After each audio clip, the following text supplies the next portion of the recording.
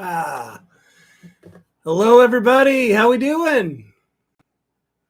Welcome to Friday night, Friday Night Live, everybody. Jersey Red, what's up? What's going on? We got Dennis in Arkansas trying to stay warm. Yeah, we got to stay warm. It's cold in Jersey too, huh, Rusty? What's up, Elias? Good to see you. Happy Friday back at you. Tien in Vietnam, welcome again. Great to see you. Rudy from New Brunswick, Canada. Keeping warm there too. Rudy, good to see you. Craig back in sunny Melbourne. Good day. Happy Saturday. George from Tennessee, what's up? Thanks for joining. Glenn B, been working on Sister Golden Hair. Excellent. That's a good choice. Good evening, sir. Jeff, what's going on in Minnesota? Keeping warm, I hope. Snowy Syracuse for James. Good evening. Good evening. Duke 49, what's up? In Missouri, Zane, how you doing? Bob, from cold to not much cold, Denver. Okay, not so much cold, Denver. All right, well, that's good news then. Mario, what's up? Great to see you. Scott, excellent. Thank you. And Jim from Windsor, chilly Windsor tonight, no doubt. Welcome, welcome. Erica, what's up? How are you? Good to see you. King 50 from Northern Nevada, as always, good to see you. George is the first timer from Tennessee. Welcome, George. I'll give you a little bit of a rundown on what we do, and hopefully it's enough for you to keep on coming back, right? Every Friday night, same time. Steve, what's up? Dr. Mike, I like it. Danny Ryan from Arkansas. Oh, man, take care in that ice. Jim Gregory, what's up? Ray, good to see you. Yes, Scott. A little bit of roundabout, learning some yes. Well, awesome. Good work. Good work. Welcome to everybody. We're doing an acoustic workout tonight. Generally, what I do each and every Friday is I'll switch it up between acoustic one week, electric the next week. But that being said, my exercises, musical examples, kinds of things we go through are easily transferred between acoustic or electric. So if you have your electric tonight, totally fine. You can play around with this stuff on the electric as well, and vice versa. Like, for example, next week when we get on the electric, okay? For those of you joining for the first time, if you expand to the description below this video, you'll see a link to a PDF document that has the tabs for what we're going to go through this session tonight. So feel free to check it out, follow along. Hopefully, my goal is to just give you some beginner to intermediate type stuff to hopefully spark some inspiration and some things to, hopefully spark you to start experimenting. A lot of this stuff I go through it's not set in stone, okay, as far as strums or fingers used. And it's all about you experimenting to what feels the most natural for you, and also transplanting this stuff across different keys, different parts of the neck, and experimenting, see what you can come up with, okay? Hopefully that's the name of the game, all right? Aaron, what's up in the UK? Good to see you, good to see you. Mario in Norway, all right. Green and white winter, love it. Rusty, any knowledge about Chord guitars? No firsthand. I see them. I do see them poking around the internet a little bit, and they seem to have a little more of a prestige, for the, sort of the lower budget to mid-budget guitars. So they're probably pretty darn good, right? Doesn't the guy from Muse endorse Chord guitars? I might be wrong on that. Vinny's got a question. Do your fingers ever hurt from playing a lot? Absolutely, right? The more and more you play, hopefully you're hardening up your fingertips so that you get some good, strong calluses. But sometimes there's no avoiding it. Particularly if I'm working on something that's just really kind of intense, I need to get it down. Let's say just a fast lick or a bending lick or something that I can't quite get, and I have to go over and over and over and over again. That'll like kind of tear your fingers up a little bit, okay? So sometimes you got to give them a rest. I know some people soak them in sort of vinegar and water or that kind of thing to kind of help the callus thing along. So but yeah, definitely the name of the game is to try and get these fingertips as hardened up so that it doesn't hurt, right? It's for you. I got my acoustic, Montreal in the studio. Excellent, excellent. Good morning from Perth. All right, Chris, thanks for joining. Excellent. All right. We got a good group on tonight. So without further ado, heading into the first exercise, a little bit of a warm-up, combining some strums and some arpeggiations. Duke 49 just asking, what about cramps? Yeah, sometimes that happens for me too, particularly bar chords, and especially songs where it's all bar chords, right? There's actually nothing worse for the hand than, say, an acoustic song, all bar chords for like 3.5, 4 minutes. That'll do it for my hands. Absolutely. It's sort of about working the stamina and trying to get it as good as you can. But, sometimes you can't avoid those cramps. It's all about maybe just warming up as best you can. Warm up the hands, kind of like this, right? Stretch out the fingers, right? And do some good warm-ups before you get into something kind of intense and endurance testing, right? Which for me has always been just like a straight bar chord kind of song going for 3-4 minutes. That'll do it to me every time. Okay. Suzanne from Peru, welcome, welcome. And again, if you're just joining us, there's tabs. Expand the description below this video. There's a link to a PDF with the tabs. It's for you. I have a question. I'm so confused on the chords G. I play it with my last 2 fingers on the E and B strings.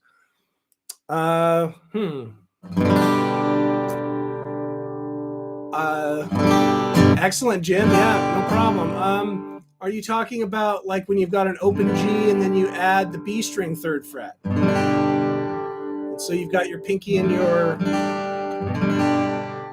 Okay. Andre, got to stay warm. Oh, man, minus 16 Celsius in Quebec City. Oh, dude, keep it warm, all right? I'm not sure exactly what you're getting at with your question. If you could be a little more specific, I'm happy to try and answer that question. But yeah, sometimes you've got this open G chord. It can add in the D note. The D note is part of the chord. So a lot of times you'll see the 3rd fret of the B string as well as the 3rd fret of the high string added on to that chord, right? Because a lot of times it's just 3 fingers and you've got the open B string. But then other times you can put that D note in there. And it's just sort of a different version of the same kind of chord, okay? All right. Hopefully that helps. Exercise 1, a little warm up, okay? We're going to start with an E minor chord. 2nd fret of the A and D string, and then all the rest are open, right? And we're going to do some strums. Now, if you look at, to see the rhythm of what we're going to strum, kind of look up top to the top staff, okay? And when you have just a stem on the notes with no flag, that's going to be with a solid note, that's going to be a quarter note. Okay, so that's right on the beat. So those first 2 strums, 1, 2. But then you can see those stems get connected in the last 4 strums of the bar. And so those become 8th notes. That's what 1 flag on each cluster of notes is an 8th note. So now I'm strumming 3 and 4 and. So now I'm adding an upstroke in between the beats, right? 1, 2, 3, and 4 and. Down, down, down, up, down, up. Okay? Now what helps your timing a little bit, and I've talked about this all the time, is to keep this motion going, even if you're not strumming, right? 1, 2, 3, and 4, and. You see? Okay. Donald, we have a handout. Just expand the description below the video. There's a PDF with the tabs. That's what we're going through, okay? Should be able to see that. And so we're basically just figuring out the rhythm. And if you don't have access to that, just take my word for it. This is the strumming pattern, okay? It's down, down, down, up, down, up. Okay, and we're doing this on an E minor chord. And then in the next bar, we're going to add an arpeggiation of this chord. And what that means is that we're going to pick one note at a time in the chord, let it all ring out together. So in this case, we're going to start with the low open string, and then we're going to kind of skip the A string, go up to the D string 2nd fret. We're still holding the chord. And so I'm hitting the D string, G string, B string with downstrokes. So, and then I'm going to change to upstrokes, hit the open high string, and come back down. Let that all ring out. So it's going to go.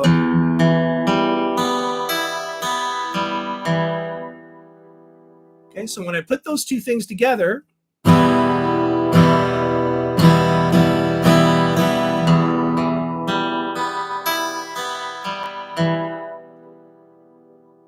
right, that's the exercise. What's up, Kenneth? Welcome, welcome. That's the idea with this exercise. So there's lots to unpack, actually. If you're new to strumming and new to chord arpeggiation, you can use this example in little chunks to work on those things. So for example, if you want to just work on your strumming, that first bar and just repeating it will help you a lot. Down, down, up, down, up, down, down, down, up, down, up, down, down, down, up, down. Okay?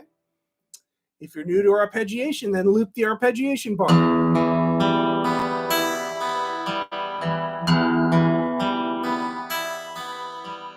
If you're first getting used to kind of skipping the strings and seeing where to pick, you might have to just really focus in and watch where your pick is going. Okay? To make that happen. Now, once you feel like you're a little bit comfortable doing the strums and then doing the arpeggiation right after it and keeping steady time, right?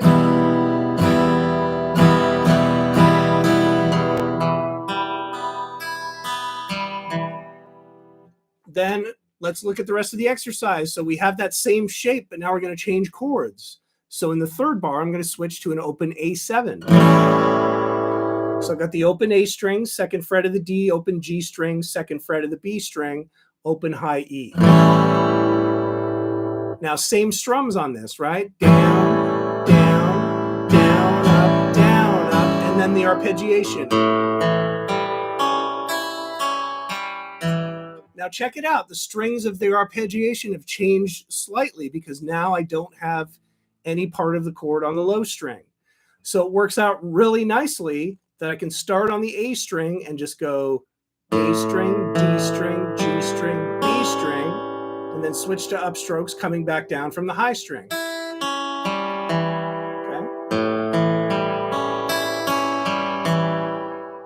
In the last chord, what we did was we hit the root note on the low string and then skipped the A string and then did it up like that. So a little bit of a difference there. Okay. So I want to make sure we get that, right?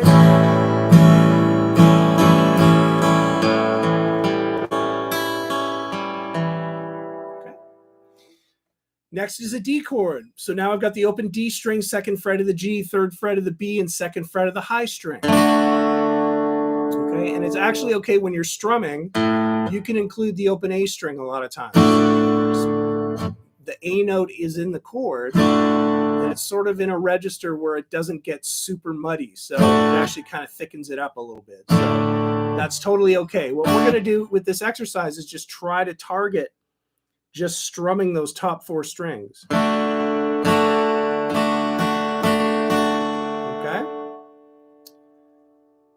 All right, so same strum, down, down, down, up, and now the arpeggiation, another little tricky thing.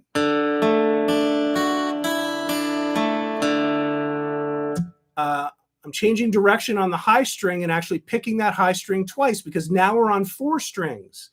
So we want to make this pattern work out with the 4 strings.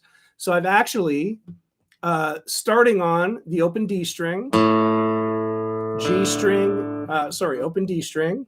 Did I hit the right one? There we go. G string, B string, and then still continuing with a downstroke on the high string. But then coming back, notice I pull the note off to the open high E. What's up, Jeff? Good to see you. Good to see you.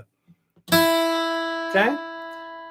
So I'm sort of outlining a little bit of a D sus2 chord coming back down.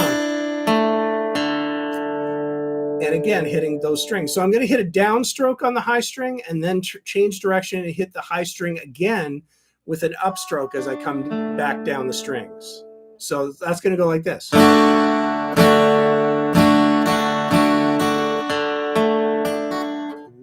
I got it.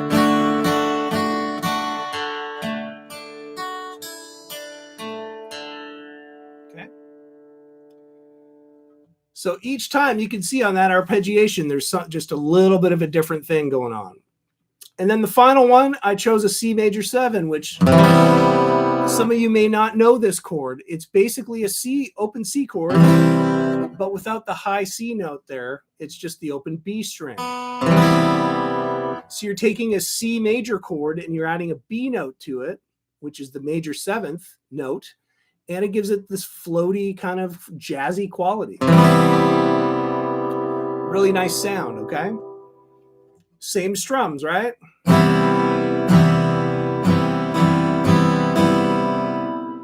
And then the arpeggiation is just exactly the same as what we did on the A7, okay?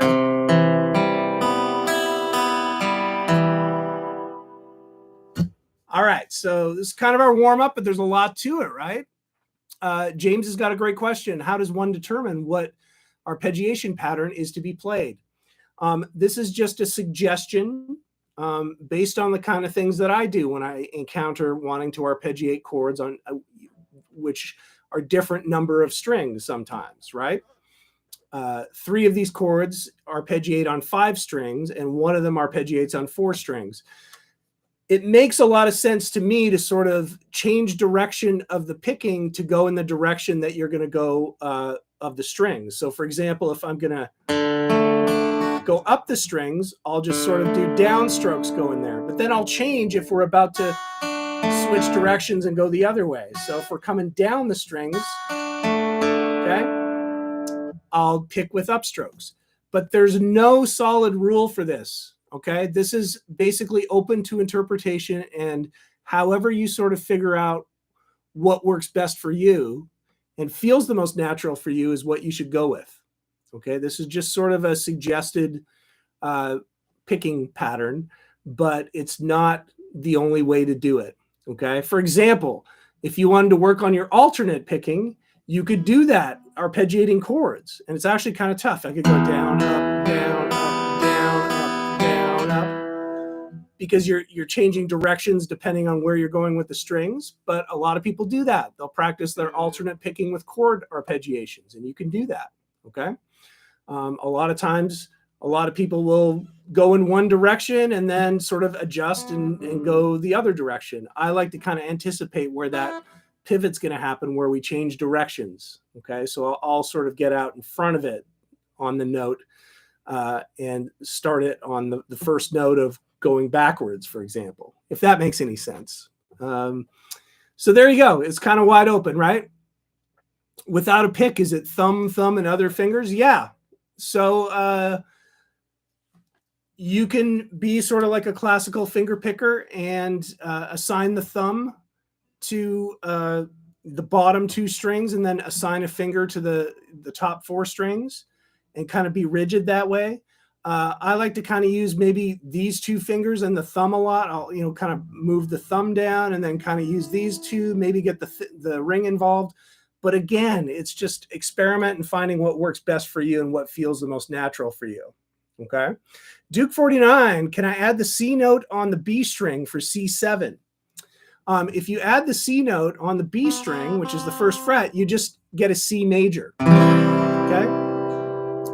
In order to make it a C7, we have to add a flat 7 note. Okay. To a major chord. So we will do C major, and then usually what you'll do is add your pinky to the 3rd fret of the G string of that shape. And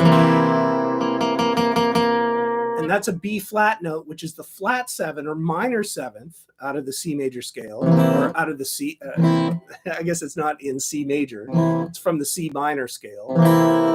But that's what makes that a dominant 7th chord, is the B flat, not the B. Okay, the B natural B natural is a major seventh, so it gives you the major seventh chord. Okay. Wow, I got to fix my focus here. I don't know what happened. Let's see if I can do that real quick. I don't know if this is going to work. Oh, wow. What's up? Here we go. All right, that should do it. Oh, wow. A little choppy now. Okay. Hope we're good.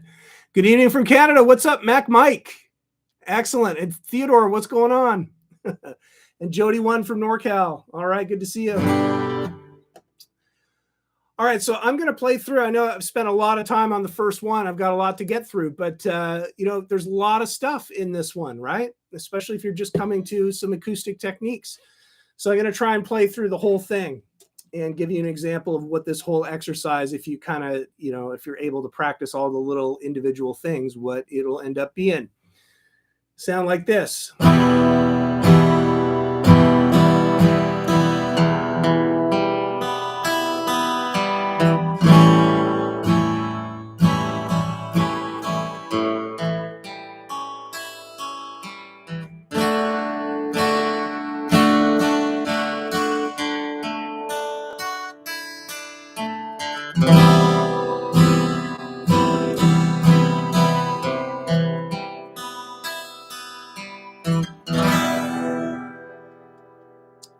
That's that whole first one. Hopefully that's working. Hopefully the camera's working now too. I didn't mess it up too bad. Okay. Exercise 2, a little bit of a strumming riff. And this one incorporates a lot of different rhythms. We start out with some quarter notes, and then it switches to some 8th note syncopations, and then some 16th notes at the end of it. This is kind of from a Stone song called Salt of the Earth. Some of you are maybe familiar with that. I'm going to play just through it, and we'll talk it out a little bit here. So it goes.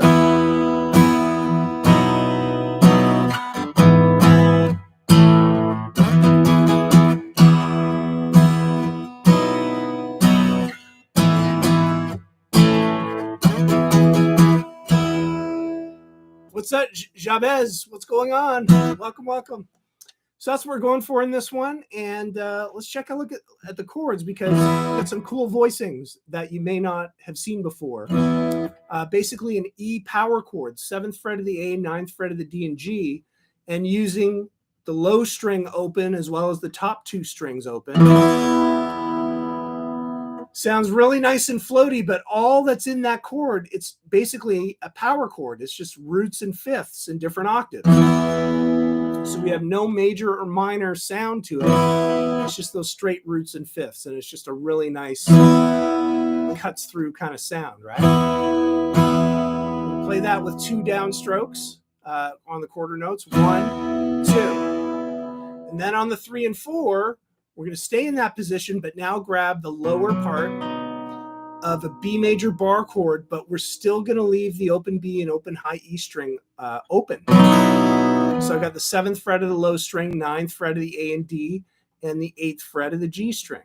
We call this the B add 11 because it's a B major with the E note added to it up top. It sounds really kind of floaty, right? So putting those 2 chords together, 1, 2, 3, 4. Okay. What's up, Tripoli, MKA Melt? Welcome, welcome.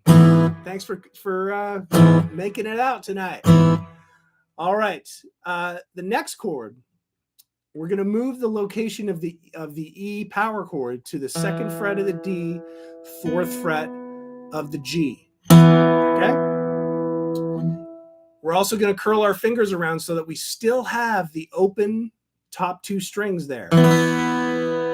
And so this is very similar to this chord, but it's sort of the upper notes of it, right? And then I'm just going to use my ring finger here to add the G sharp note, 4th fret of the low string, and curl that around so the A string doesn't ring out, okay? Curling this finger, okay? So this is what they call an E slash, well, specifically an E5 or an E power chord slash G sharp. It's just an E power chord with a G sharp in the bass. The G sharp is the major third of an E major chord. So now we're really kind of pointing that chord out to be E major. Igor, no worries. What's up? I'm glad you made it from Mexico. Good, good. And we're going to do eighth notes on that. So it's 2 strums and then a rest. So we're going to like kind of mute it.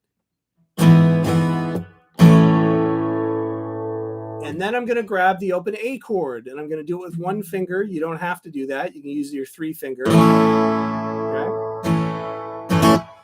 Yes, John, the B add 11 looks just like a B major bar, and it is, except for I've got the open B and high E string open. I'm not barring down the upper strings, okay? And so the addition of that E note makes it an add 11.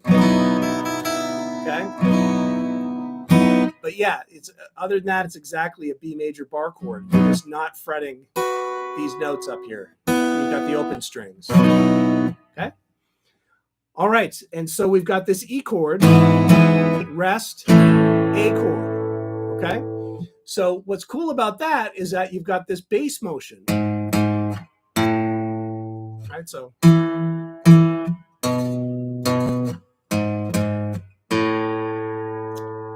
which is really cool because you're 1 fret below going to the A chord. You know, if you didn't do that, it would kind of sound like.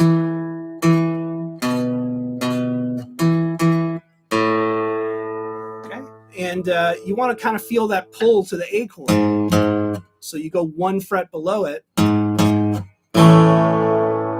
you're getting the 2nd fret of the D, G, and B. I'm getting it with 1 finger, but you can use all 3 fingers, and the root is the open A string. Then do a little slide up.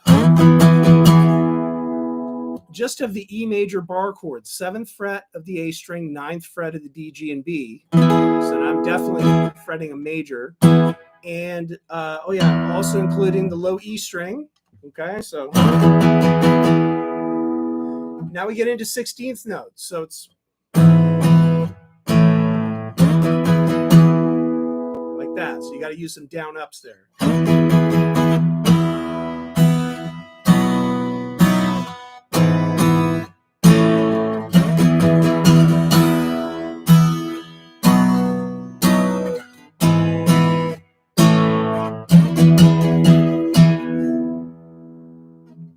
Okay, so how to incorporate some different rhythms in, and it creates just a whole texture of its own, right?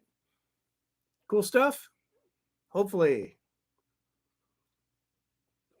All right, all right. Exercise 3, chords with melody.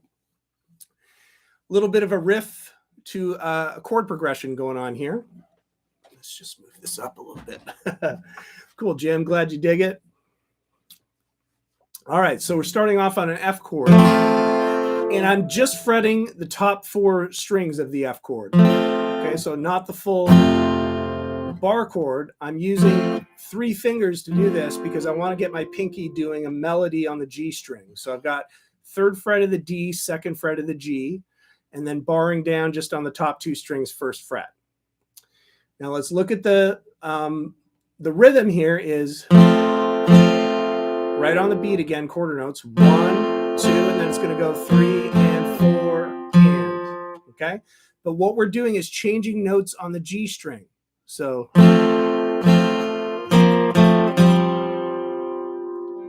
okay, so the first one is putting your pinky down on the 3rd fret of the G, adding that to the chord, gives you the sus4. Then coming back to the 2nd fret, gives you the major 3rd, and then open to the open G gives you the sus2, and then the final pick just on the root, 3rd fret of the D string. So then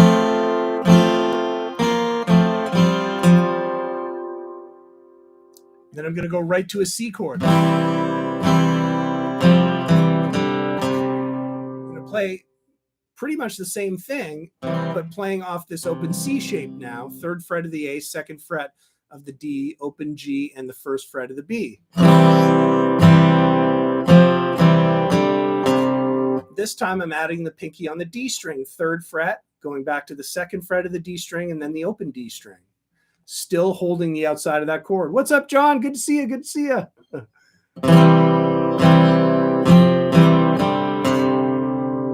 And again, just sort of letting that chord ring out and just getting that melody on that last note in there, because you're really just playing. You're adding that to the chord. So on the first one, okay,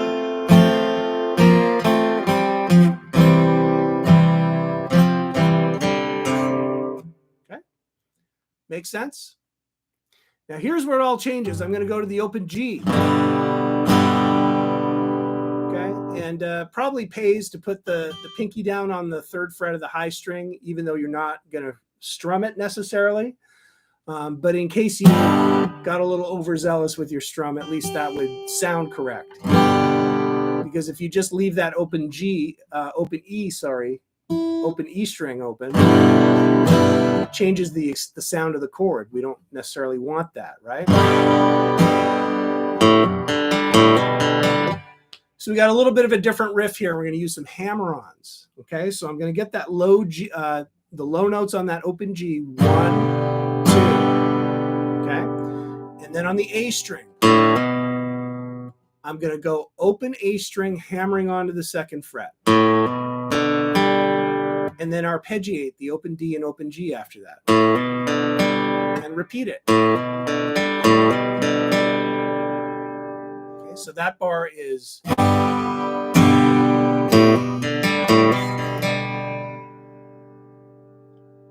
Then going to the A minor. It's going to be the open A string, 2nd fret of the D and G, 1st fret of the B. I don't have it tabbed the high string, but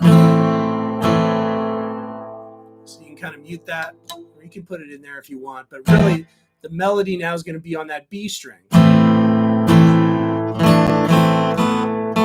Whoops. That's the melody we're going for there. So we're adding the 3rd fret with your pinky onto the B string, pull it back up to the 1st fret of the B string, and then open B, and then the A note, 2nd fret of the G string is the end of that.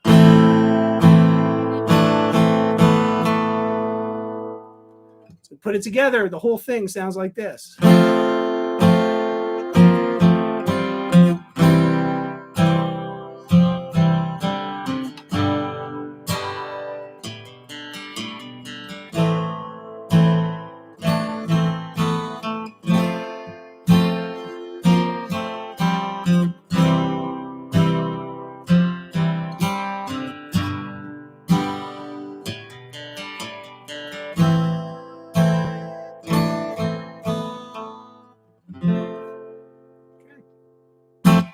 Cool little exercise, but really what we're trying to show off here is when you've got chords that you're fretting, you can play around, especially if you're close to open strings, you can play around with melodies contained onto that chord shape, that sort of shell of the chord shape that you've got. Mess around with adding some different notes onto that.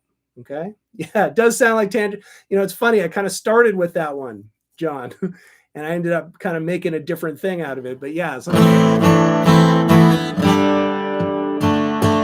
that's Tangerine, same idea.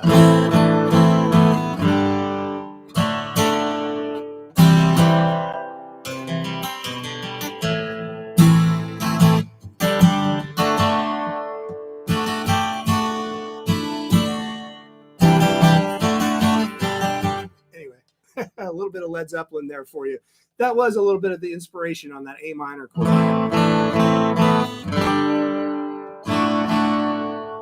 Cool. All right. So adding some melodies to chords, right? Just one example. And again, I encourage you, experiment, try different chords, right? See what you can kind of move around within the chord and get some different, try to stitch a melody together a little bit.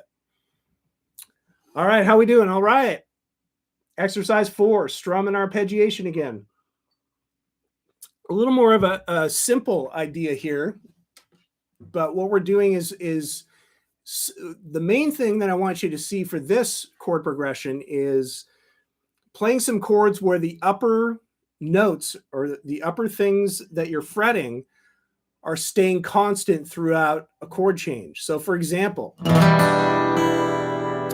I've got an E minor 7. You can do this with 2 fingers, 2nd fret of the A and D string, and then it's the 3rd fret of the B string. Everything else is open. I just got used to doing it with 1 finger down here. So if you can do that, great. If not, you can use 2 fingers just as easily. So I'm hitting 2 strums again, downstrokes. And then arpeggiating afterwards.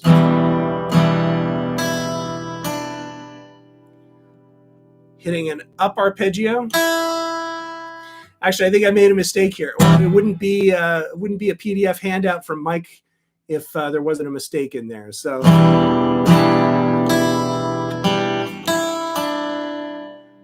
again, there's no hard fast rule, but right now I'm arpeggiating both of those with upstrokes.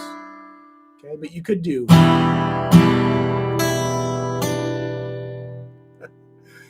Mac Mike, you got it. Okay, so notice now we go to the G chord, but I've still got 3rd fret of the B string and the open high E string on there.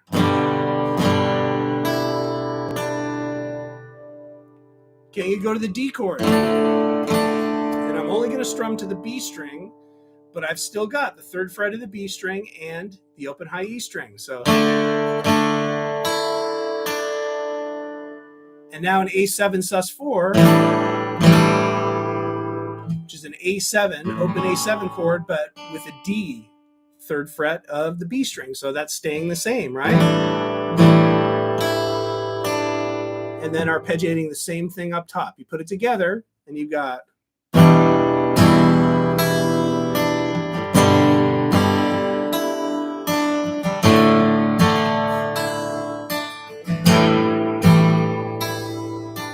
Okay.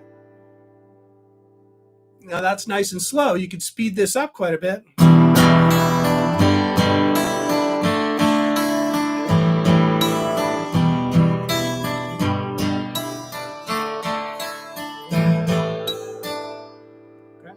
Yeah, Mario, it is a D5.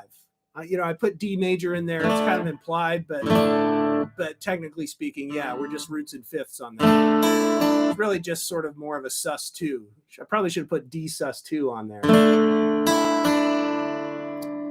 Right? So, again, strums and arpeggiations combined, but really the thing here is to check out these chords, right? Even if I was to replace the upper E string with the G note, you could come up with something interesting, right?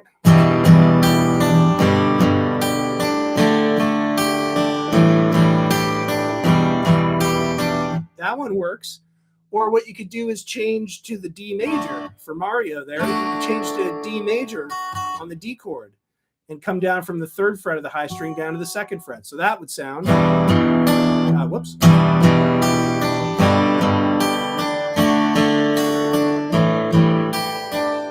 Right? Lots of little variations of things you could do with this, but really it's about just seeing how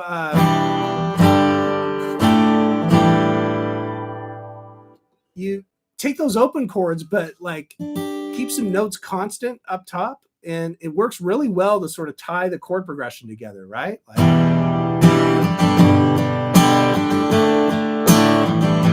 Actually, the whole inspiration for this one was Wonderwall, right?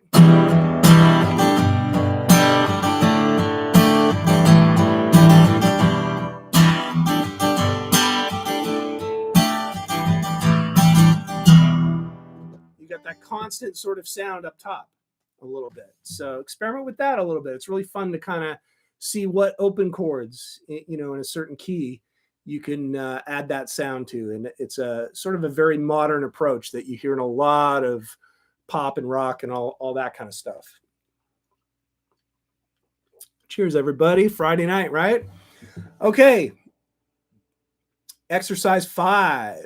We've got swung strum, a la Tom Petty, a little bit of Tom Petty thing. So again, another example of a chord progression now where the upper part of this is constant. Okay, so again, I'm starting with that F chord with the top 4 strings, 3rd fret of the D, 2nd fret of the G, 1st fret of the B, and then adding my pinky to the 3rd fret of the high string. So that starts off as an F add 9. And then just keeping the top 2 strings the same, going to a C chord from the F chord, right? So you're just moving your ring and your middle down a string set, same frets. And then moving to the G chord, I'm going to pull off, okay, the 1st fret of the B string to make that G major. You still got the top there, right? Love it. Absolutely. April and Mac Mike, you're right on the money with that. Excellent, excellent. And then A minor 7. So back to open A string, 2nd fret of the D string, open G string, and then back to the 1st fret of the B, 3rd fret of the high string. All right, so a few little subtle things with this one. The first one being, we're now doing a swung pattern. So instead of what would be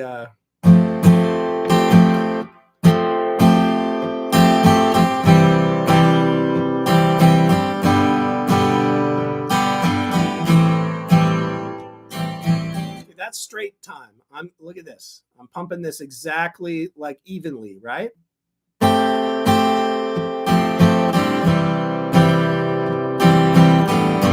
Now notice what else I sort of transcribed here, and this I did this on purpose just because sometimes you see this, particularly on guitar tricks, in a lot of songs where there's a quick chord change, there can be like a last strum of a bar before a chord change, where like on the upstroke, it's going to show a lot of open strings. And basically all it means is you're moving your fingers to the next chord.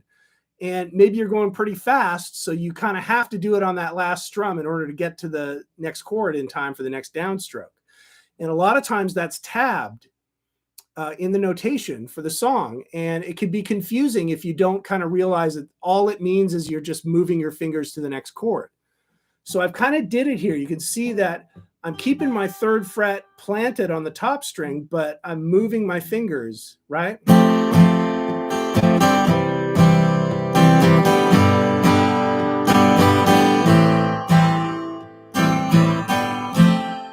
Right? If I go slow.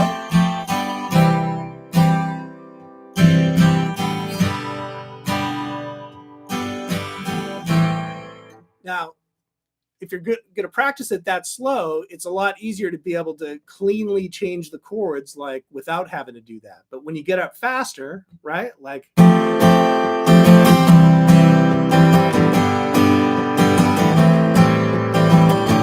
whoops.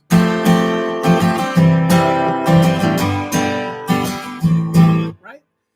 If it's something that quick, they're going to notate it that way. And it's just only natural that you're kind of like leaving the chord on that last upstroke with some open strings and then coming down on the next chord. Okay?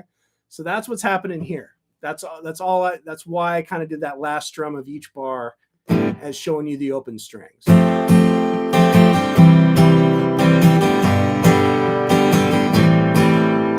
Now,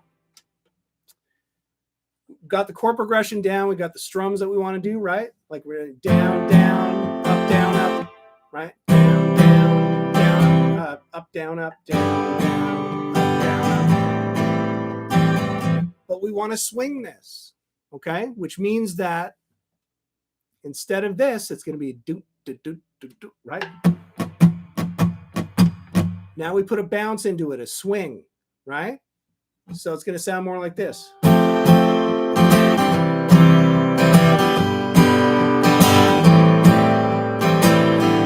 Okay, so if I go slow with it, you know, as opposed to 1 and 2 and 3 and 4, and we're going 1 and 2 and 3 and 4.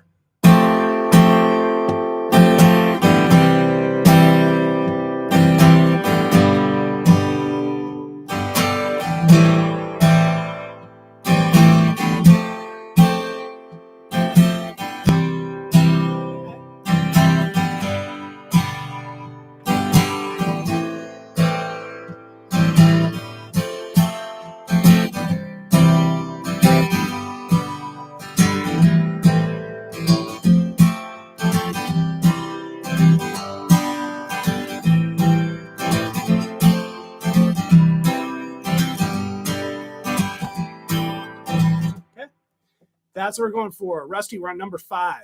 Number 5, okay? That's the swung 8th strum, a la Wildflowers, a little bit of Tom Petty. I think he's got a capo up on the 5th fret, and he's doing that. It's sort of similar to this, but...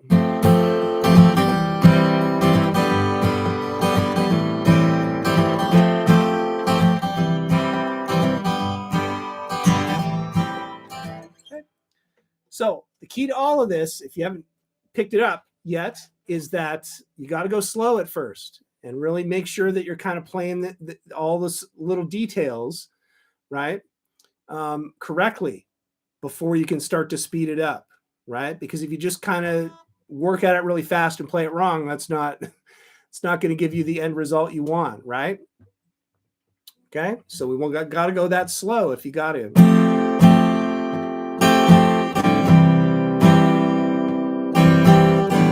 And then lots of repetition, making sure that you're playing it correctly, but slowly. It's going to burn that in, program those muscles, program those fingers, and it'll be easier and easier and easier to start to ramp it up to tempo. Okay. April just found a melody line in what we just played. Excellent. Yep. They're all in there, right? That's really a great thing to be able to recognize when you can play a chord progression and start to hear melodies. That's first step in composition, right? Good stuff. Heading to exercise 6, Delta Blues riff, and I'm just going to use my thumb. Okay, we're going to kind of use single notes, kind of get this sort of bluesy thing going. So this is still a swung feel, and I'm going to play it here. Let's see.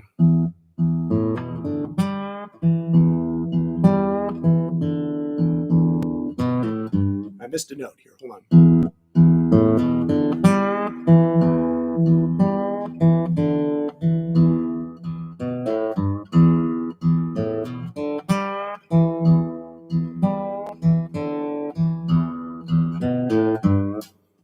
Using the thumb here, and you get that, you know.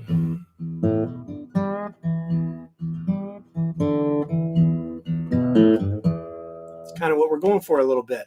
Let's break it down a little bit. So we've got, once again, it's 1 and 2 and 3 and 4. It's not the straight time 1 and 2 and 3 and 4. 1 and 2 and 3 and 4. So we got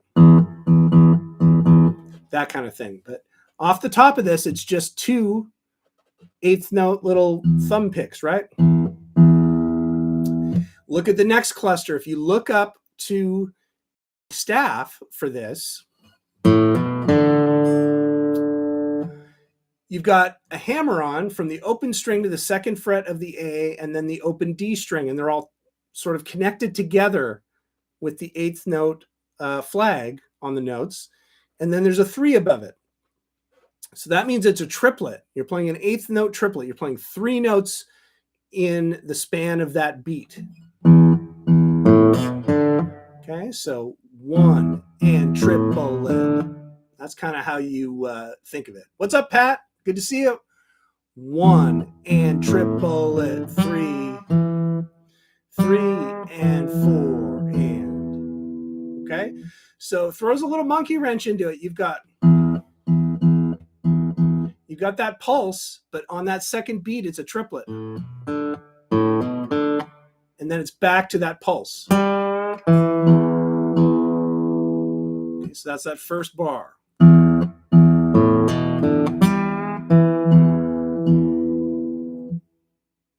Now, if I check it out, the second bar, it all stays 8th notes for the first 3 beats, but the last beat, triplet, right? Pulling off this time. 2nd fret of the A string, pulling off to the open A, grabbing the 3rd fret. Okay? So let's have a look at those bluesy bends, because that's what makes it sound bluesy, right? Are these sort of little bends. You're just putting a little bit of English on some of these notes. With my pinky, 5th fret of the D string, you see the bending sign with a quarter on it. That means a quarter note bend. In the blues, it's not that exact. It's just sort of gives you an idea to kind of just pull it a little bit, right? I always call that a bluesy bend, where it's not quite a half step bend up. You're just putting a little English on that note, right?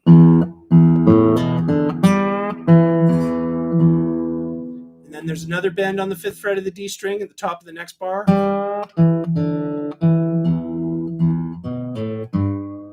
And then we're doing one on the 3rd fret of the low string. Okay. Cool, right?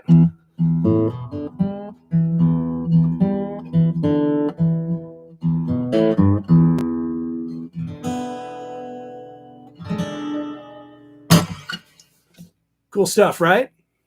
Hopefully. All right, all right. And now for a couple, the last couple things, a little more challenging. All right, but fun stuff to try and work on. Shot some stuff for guitar tricks this week, and did a really old version, a bluegrass sort of folk version of On Top of Old Smoky. And this particular recording that we taught had a banjo lick intro that we adapted for the guitar. And so that's what this lick is in exercise 7. Okay. It's a, it's got some pull-offs and it's a little tricky. It's kind of fast, but it's kind of cool. So I thought I'd throw it in here to the old workout. Jim Gregory. Well, first of all, John, White Lightning. I love it.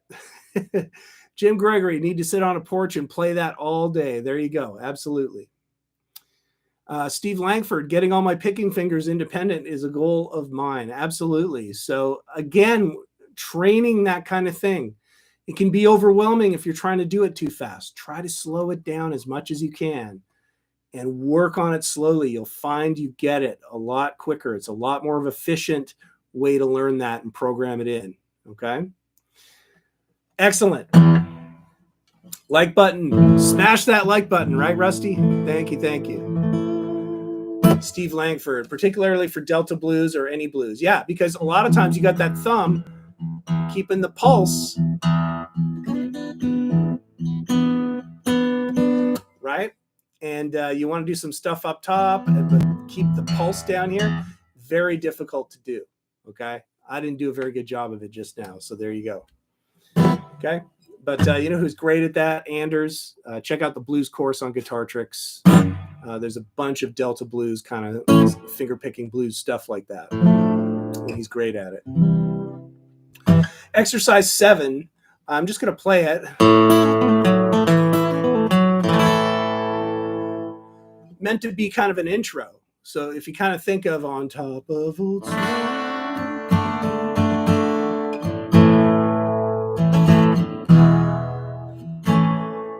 So this starts off, this is an actual banjo lick from the recording.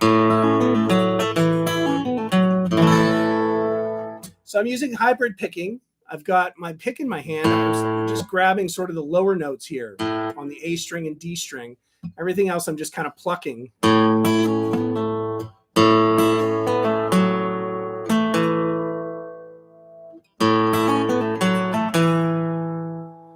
And notice the notes here. A major pentatonic, right? Pulling off 5-2 on the B, 4-2 on the G. And then you've got 4 on the D, on the D, 4 on the D, back to 2 on the G. So that's all A major pentatonic. Gonna let that A note ring out. Okay.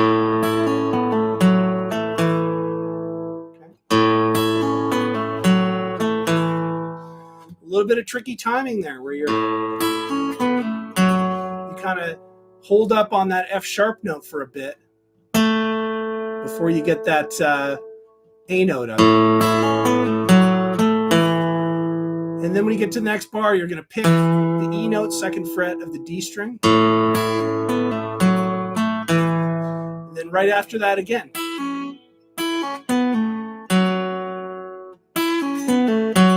And then this time just stopping on the F sharp note and then end off with a big strum on basically an A power chord. Open A string, barring down at the 2nd fret of the D and G and barring down at the 5th fret of the top 2 strings. Roots and fifths. Okay, so.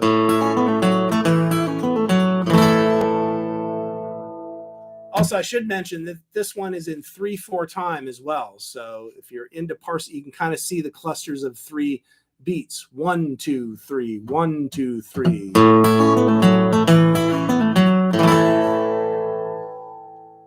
Okay. Pretty cool, right? Using some pull-offs and trying to get fast with that is challenging.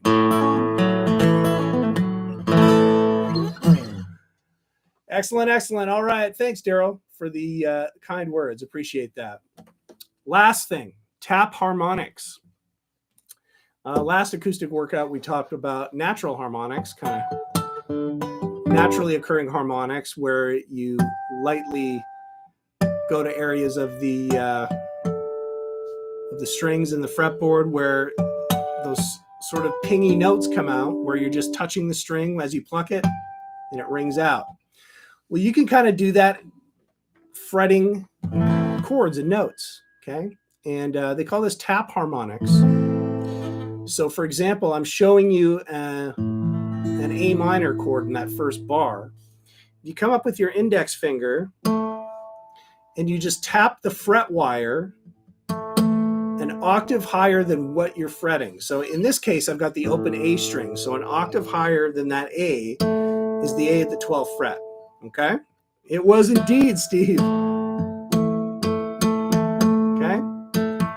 Do you hear I'm tapping on that fret wire really quickly?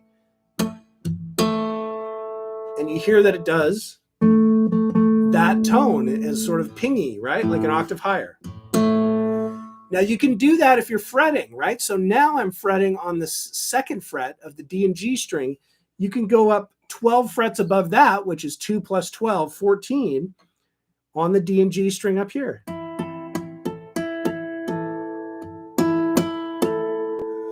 And so now you're tapping, and again, you got to aim for the fret wire and kind of just bounce the string really quickly off that fret wire. And you've got those higher pingy notes, right? I've got the first fret of the B string. And if I tap on the 13th fret of the B string, I get that higher harmonic. And then the open E string up top on the 12th fret. So you go.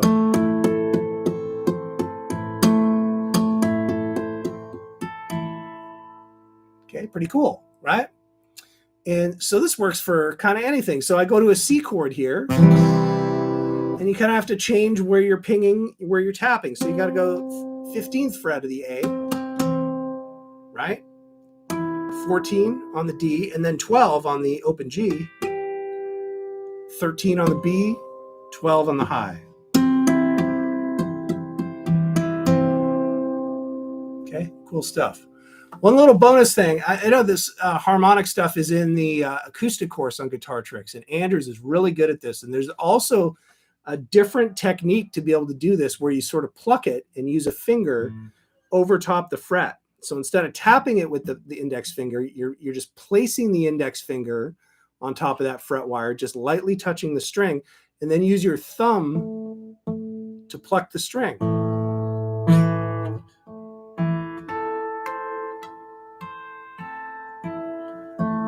Okay. That's really advanced stuff. Anders is really good at that. I'm not very good at it, but I can sort of demonstrate it. Okay, I'm using the thumb to pluck, and I've got the finger pointing on the fret that I want it to go, right? You guys see that? Here, let's see if we can.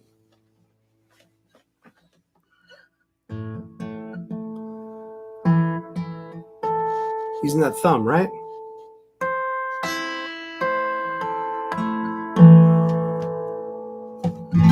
I'm plugged in, yeah. Steve, it's probably helping me a little bit. Yeah, it's tough to get that stuff to ring out super clean and loud, okay? So just experiment with this stuff. Tap harmonics, and you can grab anything, right? As long as you're doing it 12 frets above where you're fretted, you can get that to ping out a little bit. All right? All right, something to mess around with all weekend, right? Hopefully. Excellent. Right on, Mario. Excellent, excellent. Rusty. Awesome, Steve. Excellent, excellent. Thank you for the kind words, everybody. Duke 49, thank you. I will have a great weekend. Back at you. Pinch harmonics are another one. Yeah, that's a tough one. Maybe we'll look at that next week when we're back on the electric. Jody 1. All right. Mac Mike, thanks so much. I appreciate that. All I was thinking I'm a dud. Oh, no. You got to keep at it. All right. Zane, thank you. Jim, I will enjoy the weekend. Hopefully back at you. Stay warm, everybody. All right. Danny, thanks so much. King 50, thank you. Glenn B. Awesome, Jim. Appreciate that. Jody Wan, Steve, James, thank you. Appreciate that. Everybody, have a great weekend. Have a great week next week. We'll be back with electric guitar workout next Friday, okay? Thank you, Suzanne. I appreciate that. All right, take care, everybody. We'll see you then. Cheers.